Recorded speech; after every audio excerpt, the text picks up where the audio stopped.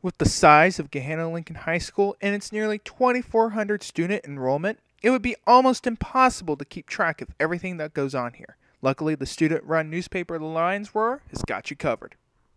The Lions Roar, which has existed for nearly 100 years, has had its fair share of changes over the years as well, including a new name and new leadership. Monday, so if you have an interview scheduled and just haven't had it yet, just let her know that on Monday as well. So I had always been on a newspaper staff from the time I was in middle school till I was an adult, and then I have a journalism degree. I used to work at a newspaper, so it's just something I've always really loved to do.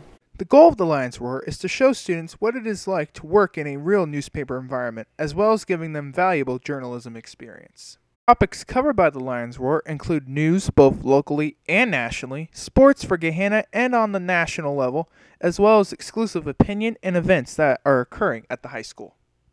Currently, I'm covering a story on the news Chinese teachers and the recent explosion in Tianjin, and I'm also covering a story about technology and stuff like that. Once the reporters are done typing their story, they then give it to Aaron Kemp, whose job is essential for the creation of the Lions Roar. Mainly you have to edit the other reporter stories, and then you have to put together the entire issue, which we make monthly. With the times changing and newspapers becoming more and more obsolete, Mrs. Muir explains to me why it is so critical for a program like the Lions Roar to exist.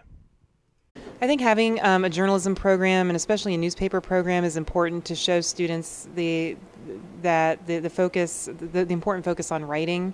It's not just all about social media anymore. We still have to have good, well-written stories, and so there's definitely a focus with journalism and social media and TV and so forth. But it's still important to know how to write a good story and to get people to read it. With all the hard work and preparation put into each monthly issue of the Lions Roar, it's definitely something not worth missing out on. So next time you're in the GLHS library or in the lobby of Clark Hall, make sure you pick up your copy of the Lions Roar. Reporting for WGLH-TV, this has been Jonathan Mays.